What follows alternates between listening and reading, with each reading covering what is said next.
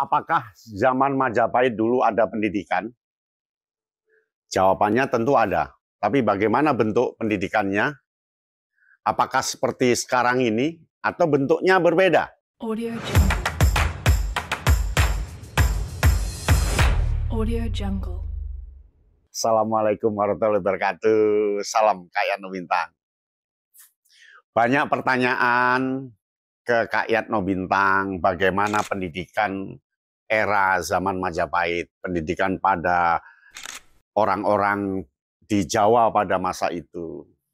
Yang jelas, ketika era Majapahit, pendidikan sudah ada, karena pendidikan itu mengikuti perkembangan manusia. Pendidikan itu mengikuti peradaban manusia. Ketika kita melihat ada tinggalan Majapahit berupa candi, berupa kitab dalam bentuk lontar, berupa cerita-cerita, artinya dulu pasti ada yang membuat. Dan yang membuat itu pasti akan mengalami pendidikan sebelum dia sampai mampu membuat itu.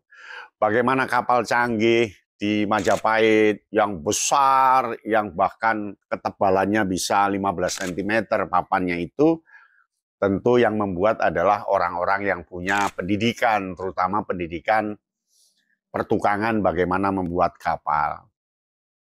Bagaimana bisa menjadi menteri, mahamenteri, mahapate, Gajah Mada, dan prajurit-prajurit yang lainnya pastilah melalui pendidikan. Lalu bagaimana kehidupan masyarakat bisa tertib, ada undang-undangnya, undang-undang zaman Majapahit, dan pasti ada yang membuat, dan yang membuat itu tentu punya pendidikan. Bagaimana orang-orang membuat rumah ketika zaman Majapahit, pasti dia punya keahlian pertukangan. Dan keahlian pertukangan itu tidak datang dari langit, pasti lewat pendidikan. Nah, dari situ dapat disimpulkan bahwa era Majapahit ada pendidikan. Nah, di era Majapahit tentu kita akan membagi dua bentuk pendidikan. Pendidikan di rakyat biasa dan pendidikan di pemerintahan. Pendidikan di pemerintahan biasanya dikelola oleh negara, yaitu negara Majapahit ya, dan besar, dan pada waktu itu banyak kedewaguruan atau mandala-mandala ketika era Majapahit. Itu terbukti di negara Kertagama, diceritakan bagaimana Raja Ratu Hayam Wuruk mengunjungi salah satu kedewaguruan, salah satu mandala. Berarti pada waktu itu banyak. Itu di pemerintahan.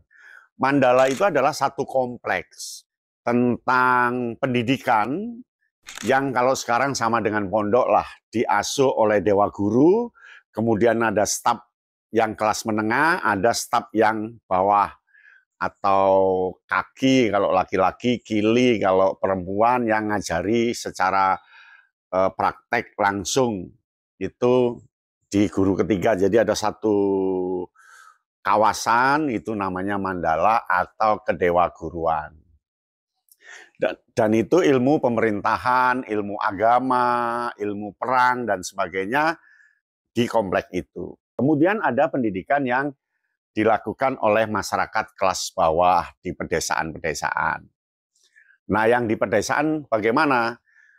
Pedesaan itu juga terbagi atas dua, yaitu tingkat dukuh. Jadi di pedukuhan itu ada pendidikan, biasanya terkait dengan tata susila, tata adab, dan yang mendidik adalah orang yang paling tua, dituakan di situ. Kalau penduduk Jawa dinamakan kami tuo, orang yang dituakan di situ, pedukuhan.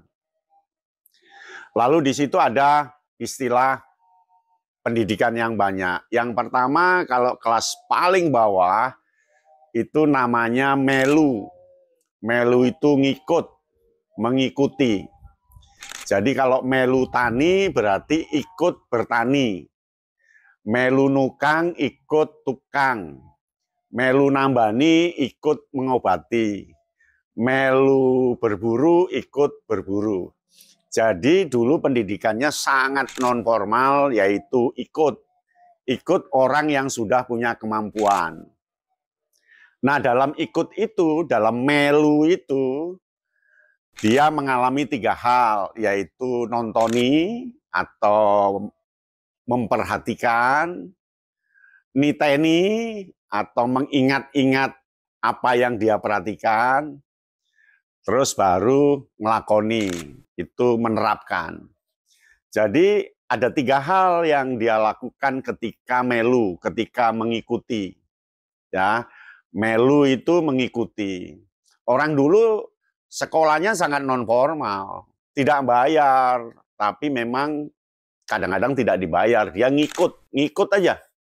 Tani ya ikut nyangkul, nukang ya ikut maku, ikut apa, pokok ngikut, namanya melu. Nah, melu ini masanya tidak tentu, bergantung dia sudah dianggap mahir atau belum.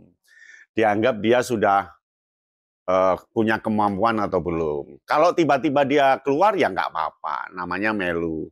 Nah, itu ilmu pembuatan senjata, ilmu pande namanya, itu semuanya melu. Jadi istilahnya melu. Melu itu tidak bayar, sangat non formal atas keinginannya, dan dia pada suatu masa punya kemampuan yang sama bahkan lebih yang diikutinya. Itulah melu. Dasar pertama melu. Itu ilmu empiristik, itu ilmu pembiasaan. Itu ilmu stimulus respon. Jadi di Jawa dulu ketika era Majapahit sudah ada namanya melu, ya.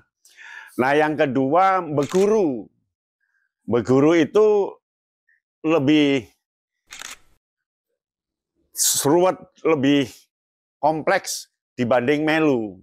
Kalau beguru itu dia ngikuti, ada wejangannya, ada ilmunya, diomongin, dan ada 2 hal yang harus diperhatikan, yaitu tata susila dan tata upacara. Tata susila itu bagaimana sikap-sikap yang harus diterapkan, dilakukan ketika berguru. Berguru itu artinya bisa mengguru navigasi, artinya toto mongso, berguru ilmu kesaktian, berguru yang lainnya. Nah, dalam berguru itu ada 2 hal yang harus diperhatikan, yaitu tata susila, yang kedua tata upacara. Tata susila itu larangan-larangan dan keharusan-keharusan yang wajib dipenuhi sebelum berguru. Tidak boleh membunuh, tidak boleh dasamolo, 10 kesalahan, tidak boleh berbuat jelek, dan punya niat untuk mengabdikan diri pada masyarakat yang lebih luas. Parahyang artinya memperhatikan orang lain daripada kita sendiri, sifatnya melayani. Itu tata susila. Yang kedua, tata upacara. Ketika pada saat akan berguru, harus mandi bersih, puasa, motong ayam, atau apalah. Nanti ketika berguru setengah tahun, baru dia ada upacara, ada pertapanya, ada tirakatnya, lalu tata upacaranya dia harus mandi keramas dan sebagainya dan sebagainya. Jadi ada 2 di berguru itu, tata susila dan tata upacara. Nah, dalam kehidupan berguru di atasnya melu tadi, itu ada namanya tunggal guru. Jadi dia akan bersaudara dengan orang lain yang masa-masa berguru. Bergurunya sama-sama, itu menjadi saudara. Di Jawa itu sampai sekarang dirasakan ketika tunggal guru, dia melebihi saudara. Setahun sekali dia ke rumah gurunya dulu, dia akrab betul dengan tunggal guru tadi. Lalu dia punya kakak seperguruan dan punya adik seperguruan. Dan itu sangat hormat, ya seperti persilatan di China lah. Dia sangat hormat pada kakak seperguruan, dia hormat pada adik seperguruan, ngemong, ngaso. Itu berguru. Dan berguru itu ada 2, tinggal bersama gurunya atau hanya waktu-waktu tertentu ke guru itu. menerapkan mantra tertentu. Nah, di atasnya nyantrik. Nyantrik itu artinya berada di sebuah pondok, di rumah guru, nginep, dia bisa bulanan, tahunan di situ, lalu dia mempelajari secara langsung, partisipasi penuh, lalu ada wisudanya, ada tata susila dan tata upacara pasti diterapkan juga di situ. Lalu ada lagi ngangsu kawero di perguruan tinggi yang lebih besar namanya Mandala. Nah, di Mandala itu bisa disebut mondok juga karena dia tinggal lama di situ. Nah, ilmu waktu itu ya dibagi ilmu agama, spiritual, ilmu pemerintahan, ilmu perang, ilmu kehidupan rakyat biasa. Jadi di zaman Majapahit pendidikan berkembang, sangat berkembang. Oleh karena itu orang Jawa sampai sekarang punya DNA pendidikan. Nyali sekolahnya tinggi karena punya adat turun-temurun tentang pendidikan. Guru itu dihormati betul oleh murid zaman Majapahit itu, dihormati betul. Tiap tahun dia berkunjung ke rumah gurunya, tiap bulan suro, apa dia ke gurunya, dia betul-betul patuh dengan guru. Yang sekarang diterapkan oleh para kiai ketika di pondok itu. Dan dia tabik betul dengan gurunya, ya, tidak berbuat dosa, berbuat salah sangka dengan gurunya. Dia patuh betul. Jadi pendidikan di era Majapahit ada dua, pendidikan yang non formal yang terjadi di keluarga, itu biasanya melu, anaknya ikut orang tua ke sawah, tiap hari ikut membajak sawah, mencangkul sawah, lama-lama anak ini pandai. Ya, lalu melu nukang, ada tetangganya yang suka nukang, membuat rumah, dia melu, lalu dia belajar nukang, akhirnya dia kelak jadi tukang. Ada yang melu olah besi atau pandai besi, sehingga tua dia jadi empu. Begitulah pendidikan non formal. Waktu itu pendidikan formalnya kecil. Pendidikan formal hanya dilakukan oleh pemerintahan yang lebih tinggi. Dan itu ilmu-ilmu kanuragan, ilmu pemerintahan, ilmu agama yang kedewa guruan tadi. Nah, pendidikan non formal sekarang sudah jarang terjadi, ya. Ya satu dua lah, karena dia melu menjadi ahli, karena dia melu menjadi kuat. Jadi pendidikan di era Majapahit itu satu melu, dua beguru, tiga nyantrik, ya nyantrik. Yang keempat ngawulo. Ngawulo itu mengikuti keluarga tertentu sampai dia suatu saat sukses. Nah, murid-muridnya ketika yang formal, yang Mandala tadi, itu banyak yang dari luar Jawa, dari Kalimantan, Sumatera, dari mana, ikut universitas, kalau istilah sekarang, universitas atau kemahaguruan, kedewa guruan Majapahit, banyak, dulu banyak. Dan ada ijazahnya, ada surat keterangannya, yang mungkin lempengan lontar dan sebagainya nerangkan ini. Nah, beguru, ini satu orang bisa punya banyak guru sesuai dengan minatnya. Kalau ke A, begurunya selesai, dia bisa pindah ke B. B, dia beguru lagi, pindah lagi ke C. Ada yang karena keinginannya, ada yang karena lisensi atau omongannya guru A. Kalau kamu pengen pinter lagi tentang ini, cobalah berguru ke sana. Dengan saya sudah cukup. Kamu ke sana. Di sana saya diutus dari guru A. Oh ya, saya terima berguru di situ dengan ilmu yang lebih tinggi atau ilmu lain.